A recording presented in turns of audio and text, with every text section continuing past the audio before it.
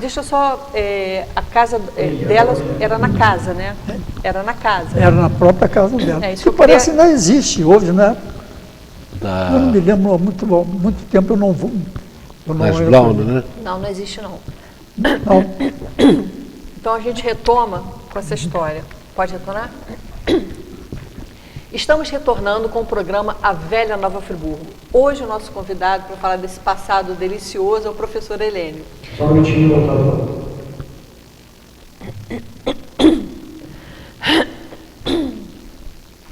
Estamos retornando com o programa A Velha Nova Friburgo. E hoje o nosso convidado é o educador, professor Helênio, que está falando desse passado assim delicioso de Nova Friburgo.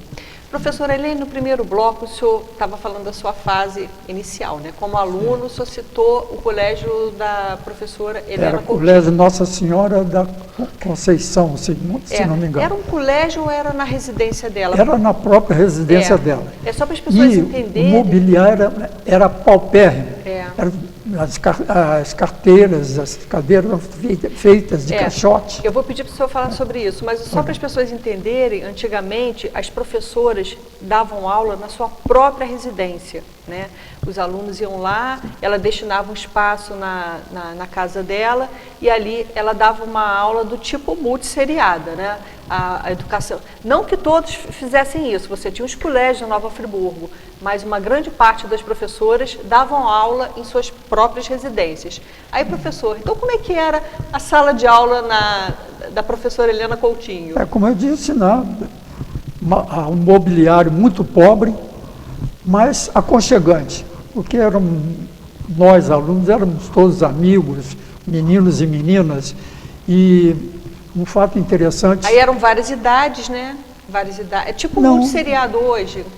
Não, já havia... A série certinha? Sim, já era o seriado. Mas a figura principal era da própria mestra. Tá?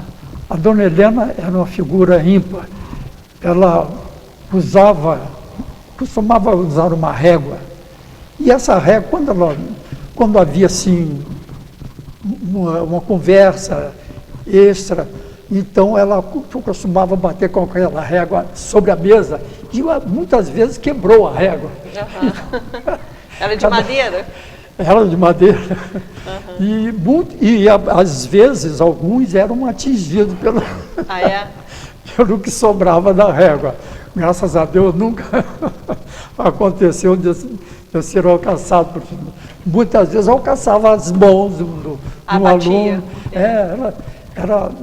Elas faziam-se de enérgica, mas não era, não. No fim, ela tinha um coração de ouro. Janaína, boa parte de Friburgo estudou com Dona Helena Coutinho. E Dona Helena Coutinho, ela preparava também os filhos das famílias mais nobres, né? Da chamada elite de Friburgo. E eu tinha um amigo que foi bancário chamado Otto, trabalhou no Banco do Estado de Minas, e o Otto, uma vez, me revelou uma carta que foi escrita por Dona Maria Olímpia Braune. Dona Maria Olímpia Braune, ela era carinhosamente chamada de Dona Ipa. Ela era a esposa do Alberto Braune.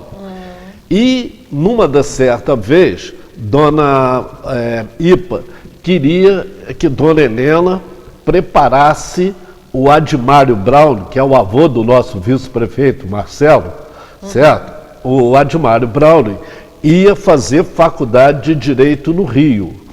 E Dona Ipa é que preparou Admário Braune, avô de Marcelo Braune, nosso vice-prefeito, para que o Admário pudesse ter êxito na ida para o Rio para estudar Direito. Então, é uma carta, eu até tenho essa carta, que o Otto me passou, que foi da família Coutinho, que Dona Helena, né?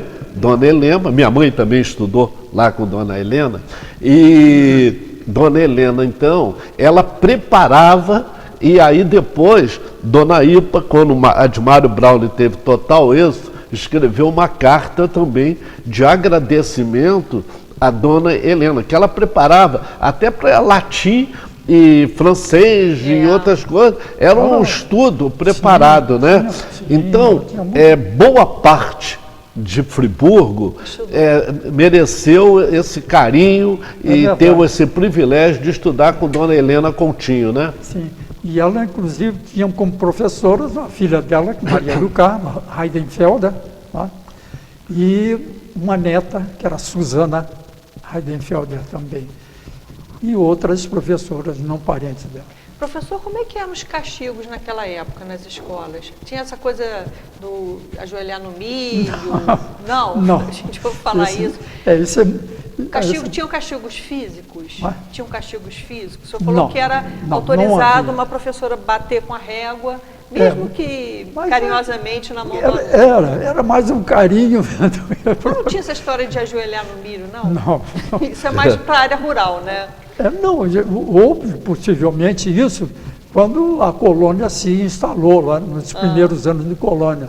Lá, então, com o Bonaventura Bardi, tá? E outros professores daquela época, aí, na época de 1820 até 1830.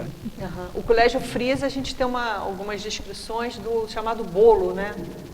Que é você pegar e uma palmatória, bater na mão, né? Isso aí é um pouco assim um desdobramento da escravidão, né? Dos castigos dos escravos, que é essa coisa do bolo. Isso deve ter acontecido, então, na fundação, porque o colégio foi o primeiro colégio no Colégio Frisa, a gente está falando de um colégio... Fundado em 1841. Isso, meados Mas do ele século XIX. Aqueles métodos antigos de castigo já estavam sendo extintos. Sim, mas eu tenho documentos de que no Colégio Frisa você tinha o bolo, né? Ou chamados bolos, que é você pegar e bater na mão. E que é muito próximo de um castigo que era dado pelos senhores aos escravos, que era um pedaço de madeira, parece que perfurado com alguma coisa assim, para bater na mão. Isso é bem... Helene, você lembrou aí do Bonaventure Bardi, que foi, né, um dos primeiros educadores de nosso... O primeiro, né? Colônia. E eu estou me lembrando agora que, lamentavelmente, no final do ano passado, uma escola que leva o nome do Bonaventure Bardi, que fica no quilômetro 9 da estrada Muri-Lumiar, certo? Exatamente, praticamente no meio da estrada, essa escola foi fechada, certo? Então é um espaço bonito, certo? Perto ali daquele restaurante Empório do Dengo, na entrada para a cidade das Pirâmides, e deixou muitas crianças que moram naquela região sem a escola. Talvez fosse hora até dos nossos governantes atuais procurarem a recuperação e a volta dessa escola, que inclusive foi cedida pela própria comunidade dali da região de Estuqui.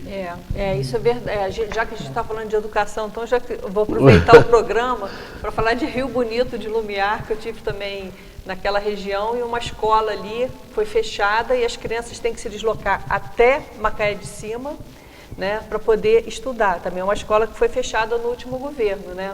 Então a gente tem que ter atenção, né, professor, com essas pequenas comunidades, que às vezes as pessoas falam assim, tem poucos alunos aqui, não justifica. Pega aquele grupo de alunos, transfere, isso cria um transtorno enorme para as famílias, né? Então isso daí é bom que as pessoas fiquem atentas, mesmo sendo pequenas comunidades, né, Juca? Poucos alunos, você não pode pegar, tratar como números e aí transferir e criar um transtorno enorme, né? Mas, professor, o que mais o senhor pode falar sobre essa educação do passado?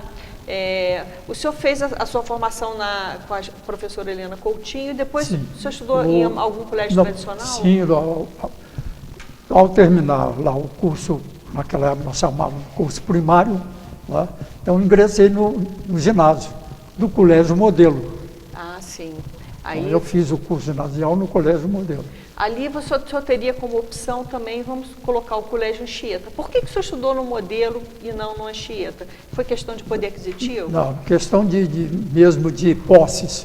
Eu não tinha posses para estudar no Colégio no Anchieta. Anchieta. Aham. Então, o colégio modelo foi... Mesmo sendo um filho de médico? Sim, mas o meu pai era um caso à parte. Meu pai começou pobre, a profissão de médico, e terminou a vida dele pobre. Nenhum casa própria ele teve. Então, A especialidade dele era... otorrino, laringologia, né? É, Olhos, ouvidos, nariz e garganta. Porque a gente imagina Mas- um filho de médico estudando num colégio de uma Mas- classe de poder aquisitivo maior, né? Mas ele sempre, na verdade, em parte, isso se deve à minha mãe. A minha mãe costumava ter muita... era muito aberta aos amigos e principalmente aos parentes. Então, ela teve a oportunidade de criar pelo menos quase uma dúzia de parentes que moravam em outros lugares mais pobres e vinham para Friburgo para conseguir um ensino melhor. Ela abrigou na nossa casa muitos primos. Então, e às vezes até os pais desses primos, né, passavam temporadas, A gente de modo que É. a despesa era grande. A gente vê isso muito no passado. A gente sempre certeza. tem um afilhado,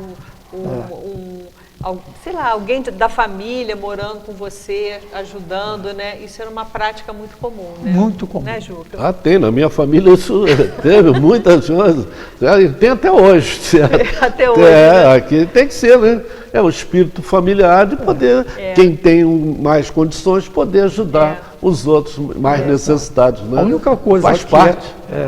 a única coisa que era farta era comida. Era comida, E o seu pai era de uma época que a gente via, ele, o doutor Demerval e muitos outros médicos, eles tinham, assim, um atendimento que eles falavam mesmo aos pobres. A gente vê, assim, Sim. no jornal, a gente falou do jornal Com friburguense, a gente vê, assim, referências, anúncios dos médicos, até dentistas, dizendo assim, horário de atendimento, X, horário de atendimento aos pobres, outro horário. Quer dizer, então a gente tinha essa coisa do assistencialismo, a prática da medicina não tinha esse caráter mercantilista que tem hoje, né? Então a gente está falando do seu pai, que era médico, você não pôde estudar num colégio, né, de uma elite da época por conta dessa vida modesta que seu pai tinha, por todos esses arranjos de você ajudar a parentela, né, os parentes, e também você destinar um horário da sua vida profissional para auxiliar as pessoas, né? Com certeza. Porque a gente tinha uma ausência absoluta do Estado naquela época. Hoje ainda tem uma ausência absoluta do Estado, mas teoricamente ainda temos, mas naquela época o Estado não supria essas necessidades. A gente vai fazer assim um breve intervalo e voltaremos daqui a pouco para continuar o nosso programa falando da velha Nova Friburgo. Ok.